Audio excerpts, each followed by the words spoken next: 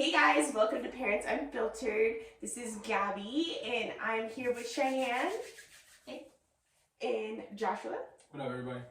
Awesome. So today we are recapping The Parent Test. It's a new show on ABC and Hulu. So we're going to just recap the first 3 episodes. I found this show super interesting. Actually, Cheyenne introduced me to it a few days ago, and I really thought that it's such an important show for parents to watch because there's so many lessons that you don't think that you may not have touched with your kids, and things that, like, as parents, that we go through our everyday lives and we don't really realize that we're doing with our kids. And it's interesting to see these different parent techniques and in these different challenges. So just to recap the first episode, they had these 2 challenges. So the first challenge was the diving challenge, and then the second challenge was the yes challenge. So with the diving challenge, one of the families that really stuck it out to me, it was the Intensive family, and that was the one where their daughter's like IQ is super high. She doesn't have any free time really. All she does is learn music and math and all sorts of stuff. Yeah, very impressive. Right. I think she's 6, which is amazing. She's right. doing that math. I was like, even the mom had a calculator. Like, hold on, wait, is that right? Yeah. Which was absolutely crazy. But when it came to the challenge of the diving challenge, I felt so bad for her. Like, she was up there and she looked so scared and she looked so worried, and there were really no words of encouragement from her parents. Her parents were like, her mom was just like, do it, just go do it. And like, I don't feel like that was a good way to really encourage your daughter to do something new that they've never done before. And there was no words of encouragement or anything like that, to be honest. Yeah. And it was really hard to watch. I kind of got emotional watching her up there. Yeah. It's like that whole difference between like her being like intrinsically motivated versus like having external motivation. Like, is she doing it for herself or is she doing it for her parents? Right. But I mean, everybody has their own things, and you're entitled to parent your kids how you want it. And I think as long as you're not like harming the kid, okay. But it's also, I think it is really interesting to see like how many other families were able to get their kids to jump or give their kids the right to choose whether or not to jump, and didn't have to be what kind of felt as like harsh, Forceful. yeah. I didn't feel like they were like being mean to her, but like it, as you said, like kind of like that forceful, like she doesn't feel like there is another option. It's like, my parents say this and I have to do it. And sometimes that works. Like, sometimes you need to have that like, because I said so. Right. But like, I feel like the kids should be able to determine like for themselves, like when that because I said so is like in your best interest and when it's not. Right.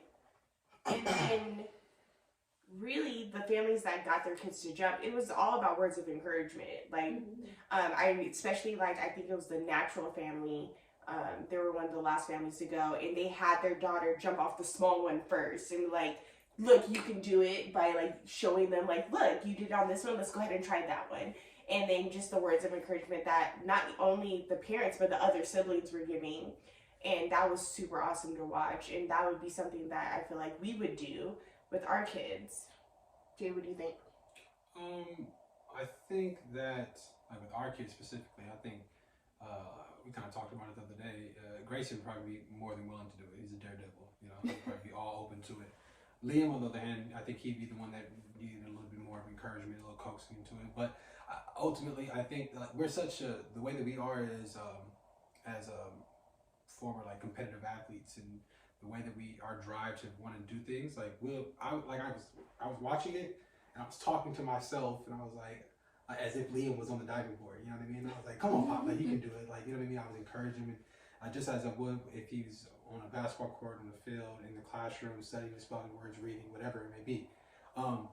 But I do think, going back to like the what you said, the Intensive family. Yeah.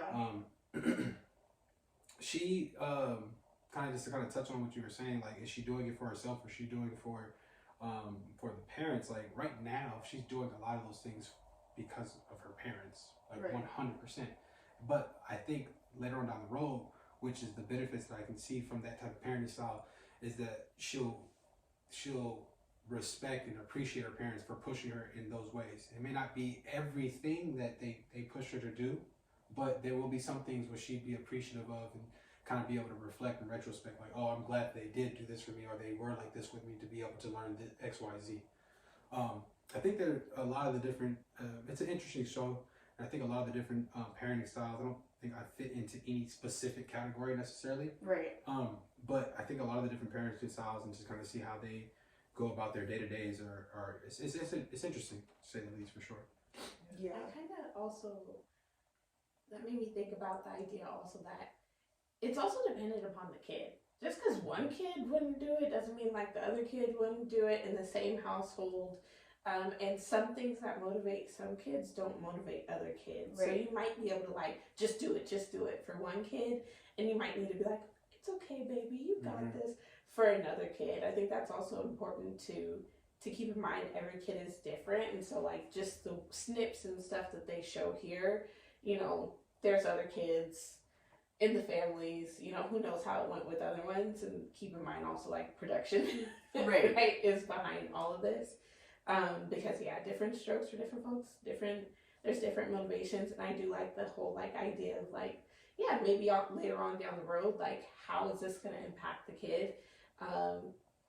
I also think like sometimes things like that can lead to like high pressure to perform from Definitely. parents, can lead to a lot of anxiety.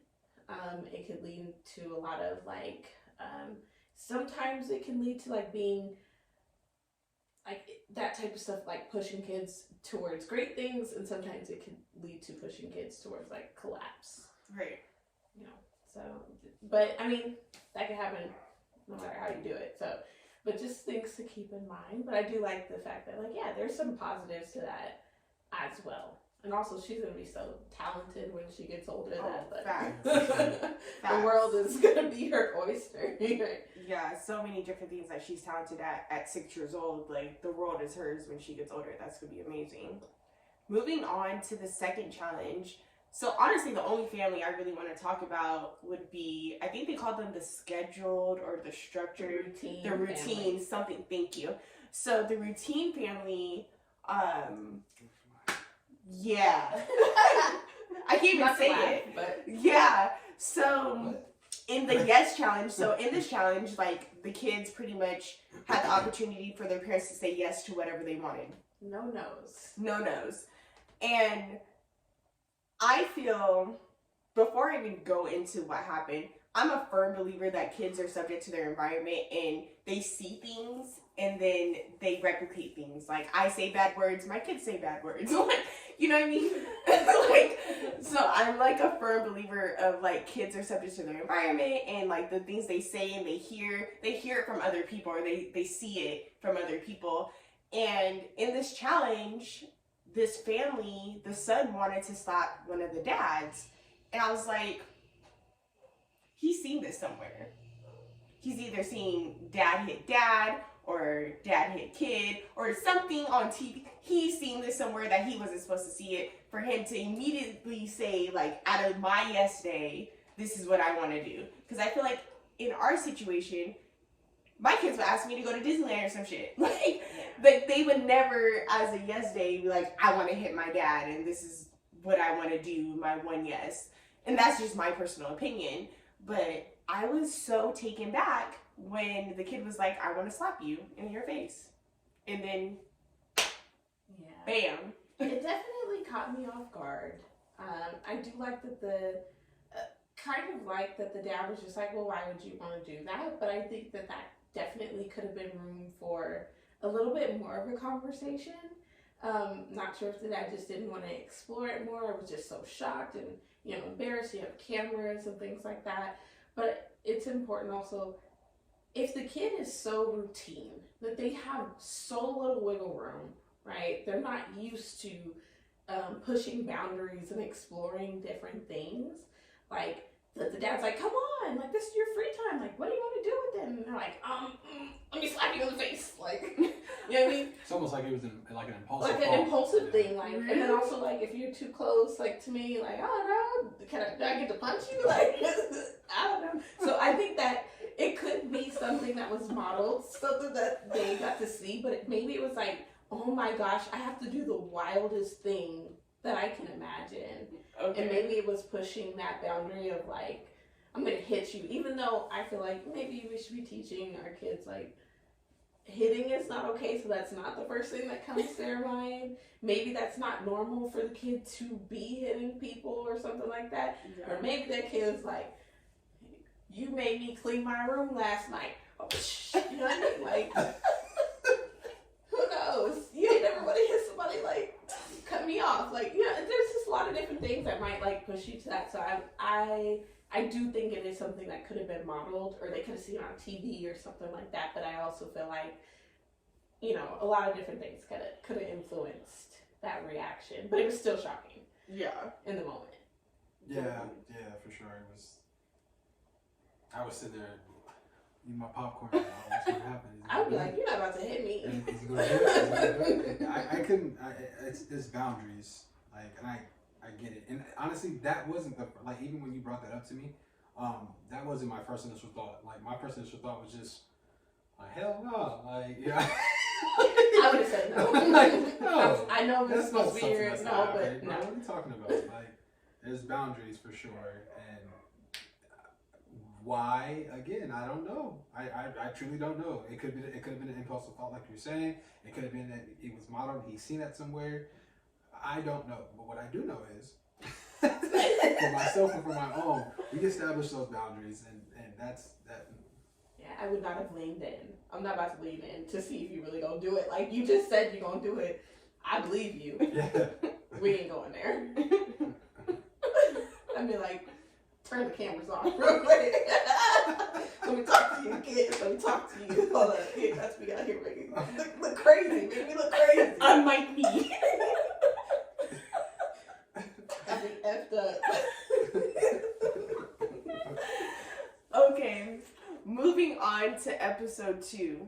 So episode 2 really hit different than episode 1. I found myself being extremely emotional with this because it was a serious challenge, and really educating your kids on stranger danger is so important. And I can relate on both levels, on some of the parents that were like, we don't want to scare our kids, but then I also can relate to the parents who are like, you need to know this. Yeah. And Taking that step back though, the challenge was that the kids were like at home or something like that, and they had a stranger come to the door. Now, obviously, it's somebody who works for the show, but they came to the door and they like knocked on the door and they were like, oh, like, we're the water company or something like that. So it's an authority figure who seems like they're not a danger, right? But still, it's like the concept of like, oh, we're the water company or something. Can we come in your house? Right. And then they wanted to see how the kids were responding to that. Right. And really, with the parents, like the parents that with the kids that they just immediately opened the door, like their defense were, well, you know, we don't want to scare our kids into this stranger danger, into this world, and we live in this area where, you know, we know everybody and our neighbors and all that stuff. But then, you know, the host, or what would you call him, the specialist on the show, was like, the area you live in is a rural area, and this is where this stuff happens. Like, this is where it's more likely to happen in these neighborhoods or these towns where you think you know everyone, and you're living in the middle of nowhere, and someone comes knocking on your door, and your kids open the door, and they take them. Yeah. And he made a point that over 2 million kids a year go missing. Yeah, he said, I think like the numbers were like 23 to 2,500 kids go missing a day, like year. That's just like it. Yeah. Like, my heart, like, I can't breathe. And I think what makes it harder is, like, something like having somebody come to the door who's like, oh, I work for this place. Like, it seems perfectly normal. right. But then, like, it's about teaching, and I think it's important to show these things because, like, yeah, kids, especially with an adult, kids tend to respond, right, to certain ways when it comes to authority figures. And somebody who can make themselves out to be a safe person. So if I say, like, oh, I work for this person, or even, like, something that came up for me was, like, I think they asked the kids, like, are your parents home? You should, we have to learn to, like, teach our kids these things. Like, if anybody ever asks you if I'm home, whether I'm home or not, you say I'm home. Yeah. Right. And you said, give me a second so I can go get my mom and dad. You close the door. You don't leave it open, right? You don't let them in the house. Right. But it's like, you have to be very specific and you have to repeat these things. Over Because, like, over. it is such a quick and normal exchange. It happens so naturally. The kids, oh yeah, sure, mom, dad. And even if they went to go get their parents, but you leave the door open behind you, like, somebody still has that opportunity. And it's just so scary to think about, but it's like, damn, like, you don't think about, like, oh, I have to have these very specific conversations with my kids about teaching the stranger danger. Yeah. And I feel like this episode really gave us the opportunity to do that. Yeah. Because, I mean, we've always told Liam and Grayson, like, you don't answer the door no matter what. And, like, I always say, especially, Joshua in his schedule, and, like, sometimes it's just me and the boys, I'm like, your dad has a key. I say that all the time. I'm like, you don't answer the door for anyone. If mommy's in the shower, your dad has a key. I love that. Like, he knows he can get in the house. Yeah, anybody who's supposed to be in the house, they have a key. Yeah. And and he's like, well, what if, like, Liam's a little bit older, well, what if it's grandma, what if it's, like, grandpa, like, what if it's someone we know? You still come get me. Yeah. You still come get your dad. Like, just making sure that we had that conversation immediately. And I wanted him to watch the episode and watch it with us and sit down and, like, this is important for you to know. Mm-hmm. Because not every single person that comes to the door is someone that's friendly. Yeah. And some of the families had really, like, strong reactions to watching this, and they're like, we shouldn't be showing this on TV. And it's just like, I do think, like, that's part of the point of the experiment. right. And it is so valuable. It's scary, but at least this happened in a controlled space where you now can make it a lesson Exactly. rather than it happening in real life. Exactly. And I appreciate them for doing that, because then that opened up a conversation in our household. Mm-hmm. And that's so important. And, like, we hope, like, if you haven't watched the show and you're listening to our podcast and it intrigues you to watch it with your kids and watch it and have that same reaction of let me educate you as my kids to not open the door for everyone and to be aware of stranger danger, because it's a real thing. And to understand the why. Right. Why am I telling you this? Exactly. Right? Yeah. Mommy will get her own Amazon packages. Why am I telling you this, right? I know you're probably thinking something's coming for you, but, like, why? Right. And they'll see, there's people crying and things like that. It was emotional. Yeah. I absolutely love the kids. I think it was like one of the first families that went, and the kids are sitting on the couch, got headphones on, iPads or laptops, music, and they're ding dong. The kids look, whatever. I mean, shit's me. The one kid got up there, mom and dad are gonna sit. Like, what are you doing? But there's somebody that sit down. We're all gonna get it. We all gonna get in trouble if we get there. Like, knock it off. And that's what it shows the beauty of having siblings as well, because there was a few of those families that there's only a single child, and some of those children still wouldn't answer the door immediately as well. But having those siblings to kind of hold you accountable, like, what are you doing? Like, sit down. Like, mom can get it, dad get it, or better yet, go get dad. That's a question though. Like, what age does it become okay for them to do this? What do you mean? Like, what age does it become okay? Because there's some of the kids, they showed younger kids doing it. Right. Yeah. But there's some kids who are, like, older, like 13, 14, like. Oh, I see. At what age does it become okay for, like, the kid to open the door rather than the parents, or even to Yeah, like welcome in service people rather than the parents. I will say that growing up and being home alone at a young age, I still never opened the door. Yeah, I was taught like Yeah, even just being a woman, like I still like even past 18 years old, like I still never. Sure, you definitely like, oh well, I'm gonna do it when Joshua's home. Right. I know my partner, he does the same thing. Like, Yeah. you're gonna have somebody come do this. Like, make sure you do it when I'm home, like repairs and stuff. Or like I'm on the phone with someone, like, hey, this repair person is coming in, and don't get off the phone with me until this person is no longer on the phone with me or in my house. Yeah, like I feel like I still, and I feel like for my kids, it will still be that. Like, I don't care how old you are, if you're like in the household. I'm raising young men, and I understand that, but you still don't open the door. I like having those safety plans. So Yeah, like, precautions, like. One, if it's gonna happen, I would let you know that somebody is coming. Nobody's gonna pop up. And then two, like if when you're older, you know, like something like that happens, like you're gonna be on the phone or you know, have them wait till your dad gets there. You know, not gonna have you alone in the house. And when I feel like my kids are old enough to defend themselves. Like my kids are grown men and they can defend themselves, and if something happened, and that's when I would feel comfortable. But like even then, you know, that's I mean I never did. So why would you guys? Don't touch that door. It's hot hands. It's hot. Don't touch the door. You know. But I think that it was super important to open up that avenue and open up that conversation, and I appreciate them again for doing that for us. The next thing I wanted to talk about was the following episode when they talked about, it was a new group of parents, and I really don't want to talk about the challenges, but I really wanted to talk about a parenting style of the high achievement with the black dad and his son.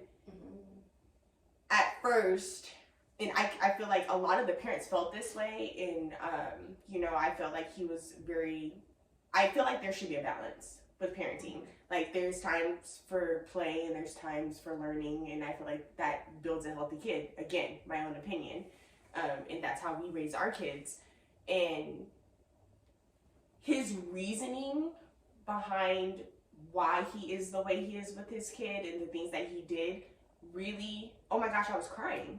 It really touched me in a way where I was like, I get it, and I understand why you were going to build this great black man in this world that's going to feel like he can do absolutely anything, and that you're giving him the resources to be whoever and whatever he wants, and that you're not going to let anything limit him, and you're not going to set a certain mindset like what thank you.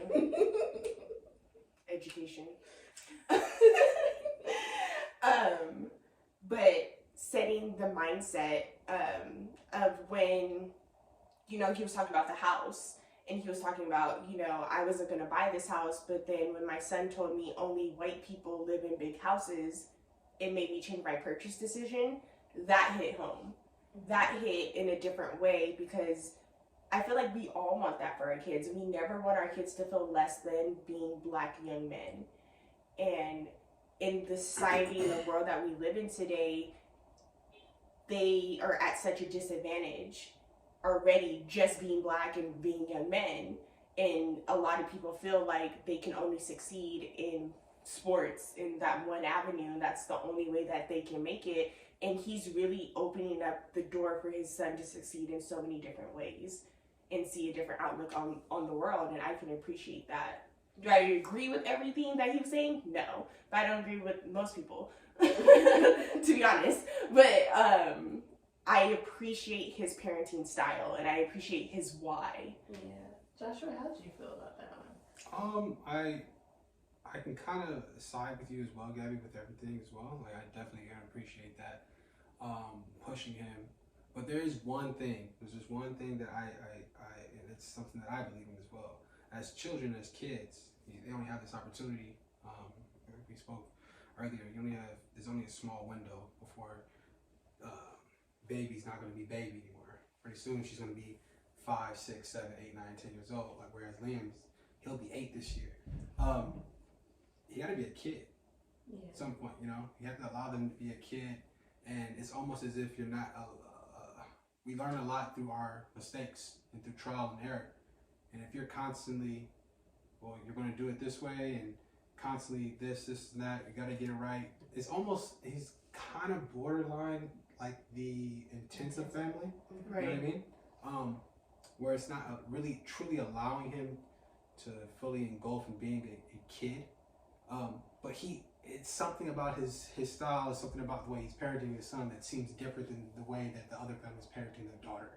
You know what I mean? There's something about, I can't really pinpoint it exactly, but there's something different about it for sure. But absolutely, you know? Absolutely, for sure. I like the concept of high achievement. I personally think when discussing, especially raising well-rounded children, right? We, as Black people, Black men especially, but as Black people in general, a lot of time we're taught, like, you have to be 10 times better than everybody else in order to be seen on an equal level. And while I do think that in some cases it is really like that, I also think there's ways to teach cultural, like, humility. There's ways to teach cultural, like, confidence in yourself and pride in your culture, right? That don't necessarily revolve around, like, oh, you have to be the best at everything or be better, outperform people. Like, sometimes you have areas where you're going to be better and you can highlight those, but also, like, I like the concept of, like, you need to be a good person, a good citizen, because yeah, in some cases, no matter what you do, like, I mean, I talk about this all the time. My big brother, 6'2", 200-pound plus big old dude, was a dancer. You know what I mean? And there were definitely times where I experienced, well, like, heard about, because I didn't experience it personally myself. I had my stuff, but not like this, like him being pulled over, being at McDonald's with a friend because he fit a description as a Black man, you know? But it's like, whether he was performing his best or not, that probably would have happened to him. 100%. So it's like teaching about being respectful, teaching about, you know, understanding, like, these things go on, because, like, they do. We can't ignore it. We can't act like, oh, it just never happens. And if I teach you to be a good, like, you're top performing and whatever and whatnot, everybody's going to see you as not a threat. Like, no, unfortunately, the reality of the situation